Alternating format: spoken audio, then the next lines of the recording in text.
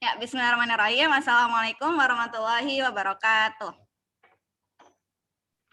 Waalaikumsalam Waalaikumsalam warahmatullahi warahmatullahi wabarakatuh. wabarakatuh. Ya, selamat sore ibu-ibu guru sekalian. Insya Allah saya Nusaiba dari SMA IT Gema Nurani ingin melakukan pengimbasan terhadap training asesmen nasional yang sudah diselenggarakan oleh Kemendikbud dari SIM 4KB. Nah, jadi mungkin guru-guru sekalian udah pada tahu kalau misalnya sekarang ini kita udah nggak pakai yang namanya UN, ujian nasional. Tapi sekarang kita pakainya asesmen nasional. Nah, apa sih asesmen nasional itu atau AN? Sebentar ya, tiba-tiba dia Lola. Mohon dimaafkan ya ibu-ibu guru.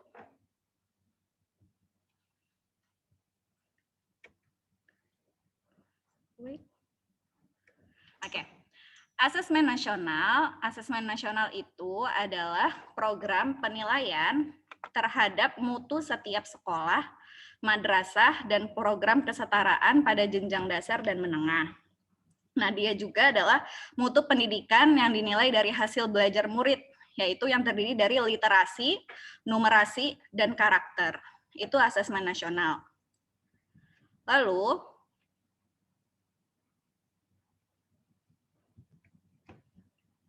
sebentar. Nah ini, mengapa asesmen nasional? Kenapa sih kita sekarang berubah dari ujian nasional ke asesmen nasional? Apa sih alasannya? Yang pertama adalah untuk menghasilkan informasi dan untuk memantau perkembangan mutu dari waktu ke waktu. Lalu kedua, kesenjangan antar bagian di dalam sistem pendidikan. Yang ketiga, pengembangan kompetensi dan karakter murid. Jadi tujuan dari asesmen nasional ini bukan untuk sebagai syarat kelulusan dari siswa, tapi sebagai untuk mengukur kualitas mutu dari sekolah tersebut. Jadi sekolah keseluruhan. Jadi asesmen nasional ini bukan untuk kelulusan siswa. Jadi agar tidak adanya kesenjangan dari pendidikan antar sekolah. Jadi nggak ada sekolah yang ternyata dia mutunya terlalu bagus dan ada juga sekolah yang mutunya itu dia rendah banget.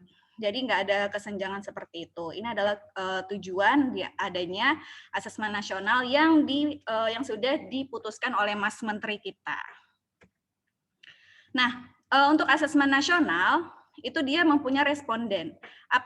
Siapa saja respondennya? Kalau untuk SMA, jadi asesmen nasional ini dia respondennya itu nggak seluruh siswa, tapi dia hanya sampel saja. Berbedanya di situ ya, ibu-ibu guru. Kalau ujian nasional kan seluruh siswa yang ada di tingkat akhir lembaga pendidikan. Tapi kalau misalnya asesmen nasional hanya sampel dari sekolah tersebut. Nah, untuk SD itu ada 30 murid saja yang diambil, lalu SMP, SMA, dan SMK 45 murid. Lalu tesnya itu, tes dan kuesioner murid, itu dilakukan menggunakan komputer dan dalam kondisi terawasi. Lalu selain murid, guru pun juga kepala sekolah akan menjadi responden dari asesmen nasional. Jadi tidak hanya murid yang menjadi responden, tapi guru dan kepala sekolah pun akan menjadi responden yang respondennya itu melalui kuesioner dan kuesioner yang akan diisi oleh guru dan kepala sekolah. Itu asesmen nasional, responden dari asesmen nasional. Lalu sebenarnya apa sih yang diukur? Kalau misalnya kita belajar, kalau ujian nasional kan yang diukur pelajaran-pelajaran ya, kayak pelajaran-pelajaran wajib matematika, bahasa Inggris. Kalau misalnya SMA mungkin dari IPA-nya, fisika, kimia, dan lain-lain, IPS-nya, ekonomi, sosiologi. Nah, tapi kalau misalnya asesmen nasional, itu yang diukur itu adalah kemampuan literasi, dan numerasi, juga ntar ada survei-survei karakter dan lingkungan sekolah. Jadi tidak terkhusus dari pelajaran-pelajaran wajib saja. Jadi tidak memandang bahwasannya pelajaran yang lain tuh nggak penting. Kalau misalnya mungkin dari dulu tuh kita memikirkan kalau ujian nasional, oh berarti yang diujikan itu adalah pelajaran-pelajaran yang penting nih, yang lainnya enggak. Jadi membuat siswa tuh hanya mau belajar yang itu saja. Nah, kalau asesmen nasional enggak. Jadi dia kayak dasar dasar pengetahuan siswa yang harus semua siswa itu punya. Yang pertama adalah literasi, lalu numerasi. Kalau literasi itu kan membaca ya, jadi membantu siswa untuk memahami apa yang dibacanya. Apakah siswa tersebut sudah bisa memahami dan mengintegrasikannya atau mengaplikasikannya ke dunia nyata atau belum. Kalau numerasi juga bagaimana dia memahami sebuah soal yang tidak berkaitan dengan rumus tapi memakai logika. Jadi bagaimana siswa memecahkan masalah tapi menggunakan angka. Jadi lebih ke melatih kemampuan siswa dalam bernalar. Nah, selain yang diukur tuh selain literasi, numerasi, dan juga ada survei karakter. Nah, survei karakter ini maksudnya adalah ada 4 karakter yang harus diuji, yaitu ada kepancasilaan, kebinekaan, gotong royong, dan banyak lain sebagainya. Lalu selanjutnya adalah komponen AKM. Komponen AKM, jadi kalau misalnya kita di asesmen nasional, itu kalau misalnya untuk siswa, ujiannya namanya adalah AKM, pengganti UN. AKM itu adalah asesmen kompetensi minimum, yang tadi, yang isinya itu ada literasi, numerasi, survei karakter, dan survei lingkungan sekolah. Nah, kalau literasi, bisa dilihat di sini, kontennya itu ada teks informasi, sastra, banyak ya. Numerasi juga ada bilangan, geometri, ini untuk SMA, aljabar, uncertainty, dan lain sebagainya. Itu komponen AKM yang akan diujikan. Nah, bentuk soalnya itu ada pilihan ganda kompleks. Jadi kalau pilihan ganda kompleks itu soalnya lebih dari 1 jawabannya. Menjodohkan isian singkat atau angka nama yang emang bendanya itu udah fix gitu. Jadi mereka nggak bingung-bingung. Bukan sesuai dengan apa yang, bukan kayak esai kalau isian singkat. Lalu terakhir adalah esai. Biasanya kalau esai itu mengungkapkan pendapat mereka. Misalnya ada soal matematika, bukan matematika sih, soal numerasi. Mereka harus bisa mencerna soal itu, terus dikasih alasannya kenapa jawabannya seperti ini. Jadi jawaban mereka itu harus ada alasan. Itu adalah bentuk-bentuk soalnya.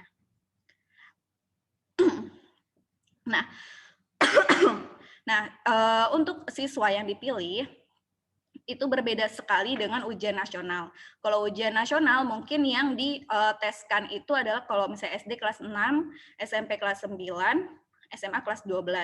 Tapi kalau misalnya AN, asesmen nasional, atau AKM, asesmen kompetensi minimum, itu yang dipilih kalau SD berarti kelas 5. Kalau SMP kelas 8, kalau SMA kelas 11. Jadi jenjangnya itu di tengah. Nah, kenapa sih pilihnya yang di tengah? Karena ini nih bukan untuk menentukan kelulusan siswa, tapi menentukan kualitas belajar siswa, mutunya, mereka tuh sebenarnya udah paham atau belum. Jadi sebagai koreksi dari guru itu sendiri juga. Itu adalah kenapa yang dipilih adalah kelas 11. Jadi biar gurunya bisa mengoreksi kelas 10-nya, oh ternyata nih dia belum paham nih di materi ini, maka ntar diulang atau dikoreksi lagi, berarti metode gurunya nih kurang berhasil, berganti metode lain. Jadi ini sebagai pengoreksian atau pengevaluasi metode belajar sebuah sekolah. Jadi untuk evaluasi guru juga dan juga sekolah. Lalu AKM ini berbasis adaptif, jadi disesuaikan dengan kemampuan anak. Jadi materi-materi yang diujikan adalah materi-materi kelas 10 yang sudah dipelajari di anak-anak kelas 11. Lalu AKM ini juga dia ada rapotnya atau ada laporannya. Jadi entar laporannya itu pada level sekolah dan daerah sebagai alat refleksi diri sekolah dan Pemda. Tidak untuk meranking sekolah, tapi untuk mengukur mutu sekolah yang mutunya masih rendah, berarti harus ditingkatkan lagi, mungkin nanti akan ada pelatihan-pelatihan seperti itu. Jadi bukan untuk meranking, oh ini udah bagus nih, dia laporan pada laporan AKM-nya, berarti dia mutunya paling tinggi nih, dia ranking 1 gitu. Jadi sekolah favorit, nggak gitu. Tapi untuk memperbaikan agar pendidikan di Indonesia ini lebih baik lagi. Jadi semoga dengan adanya AKM bisa membuat sekolah-sekolah bisa menjadi sekolah yang terbaik bagi anak-anak bangsa Indonesia. Jadi tidak hanya sekolah negeri, sekolah swasta pun juga bisa bersaing. Nah, laporannya ini nanti dia ada beberapa ada 4 tingkatan yang akan menjadi laporan mereka di rapot masing-masing anak. Nah, alokasi waktunya gimana? Kalau untuk alokasi waktu, untuk literasi dan numerasi itu 90 menit, survei karakter 30 menit, survei lingkungan belajar 30 menit. Biasanya AKM ini akan bukan biasanya sih, karena akan baru dilaksanakan bulan Maret besok untuk SMA, April untuk SMP dan SD. Jadi diadakan 2 hari. Hari pertama itu literasi dan survei karakter. Literasinya 90 menit, survei karakternya 30 menit.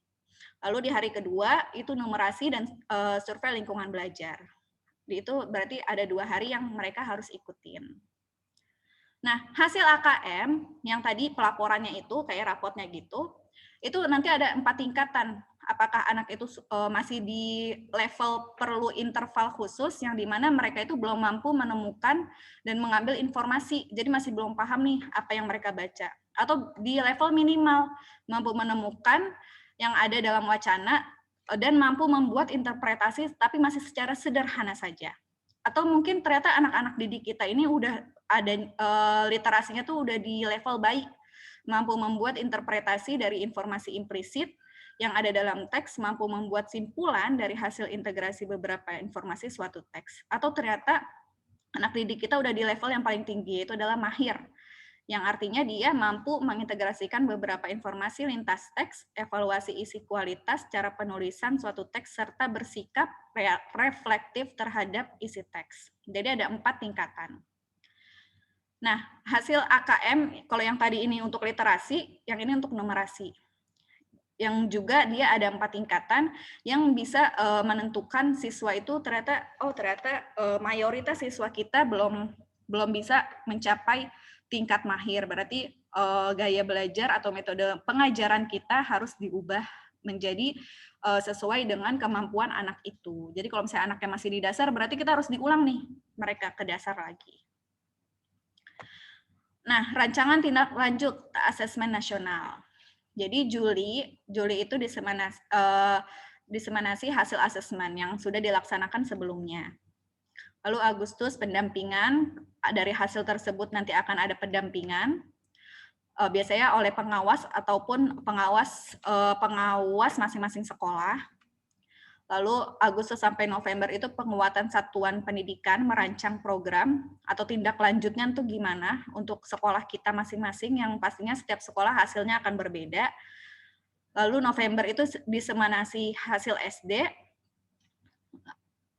Desember pendampingan SD, lalu tindak lanjut SMP, Januari penguatan SD, baru April Mei 2022 itu tindak lanjut SD. Nah, itulah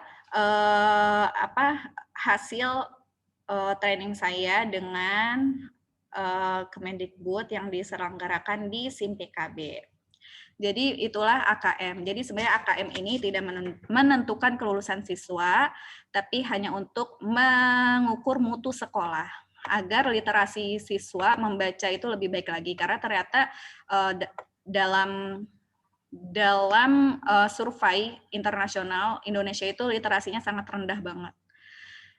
Jadi dengan adanya AKM ini, Mas Menteri maunya kita bisa lebih tinggi lagi nih literasinya.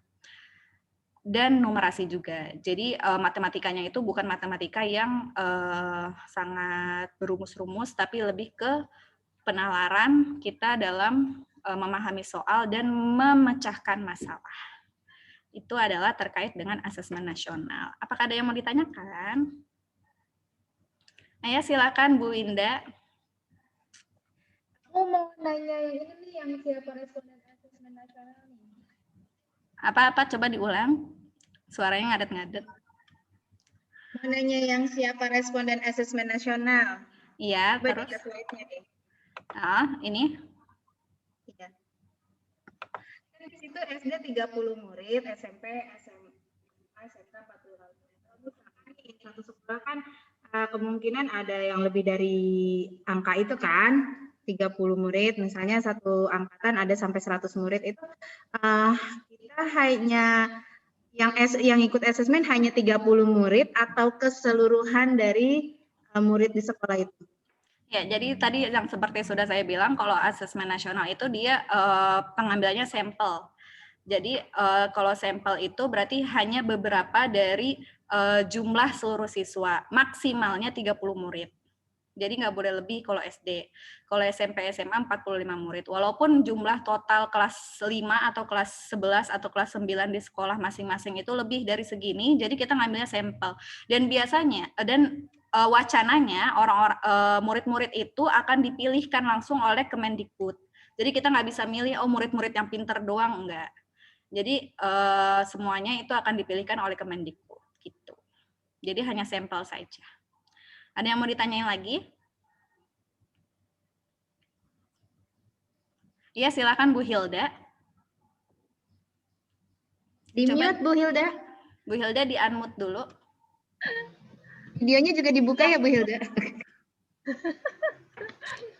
Ya. Jadi misalnya gini, apa sih tadi aku mau nanya? Kalau cuma beberapa siswa terpilih, berarti nanti untuk hasil dari ujiannya gimana? Jadi hasil ujian, ya lanjut. Anaknya gimana? Jadi nanti hasil ujiannya akan dihitung presentasenya. Kebanyakan anak itu di level apa? Nah, kalau misalnya kebanyakan ada di level yang paling tinggi atau yang mahir, maka dikatakan bahwasannya mutu sekolah tersebut udah bagus nih. Tapi kalau misalnya levelnya masih mayoritas anak-anaknya dari 45 sampel tersebut itu masih di level kedua, berarti butuh adanya pendampingan gitu. Jadi berarti pilihan anaknya juga random gitu, nggak tahu yang mana aja. Enggak. Dari apa? Kemendikbud dipilihnya. Iya, dari Diknas per wilayah masing-masing. Iya. Berarti udah nggak ada UN ya? Sudah tidak ada UN. Jadi untuk kelulusan itu anak kelas 12 atau anak yang akhir tingkat di lembaganya masing-masing, dia kelulusan itu hanya berdasarkan dengan USBN. Jadi tidak ada lagi ujian nasional. Walaupun misalnya mereka butuh nih hasil AKM, itu nanti ada tesnya sendiri. Tapi bukan untuk kelulusan, itu hanya untuk siswa yang butuh, misalnya perguruan tingginya membutuhkan hasil AKM-nya. Karena nanti akan ada beberapa PTN yang membutuhkan hasil AKM ini. Jadi mereka tuh harus, yang membutuhkan AKM ini, siswa tersebut dia harus ikut tes AKM, tapi dengan tujuan beda, dengan tujuan untuk menyatakan hasilnya dia, kelulusan dia, agar dia bisa masuk PTN. Tapi nggak semua PTN seperti itu. Mungkin ada PTS atau PTN yang meminta. Ya, Bu Indah, silakan. Jadi kan tadi asesmen ini kan diteskan kan pada grade 5 ya, pada kelas 5 ya.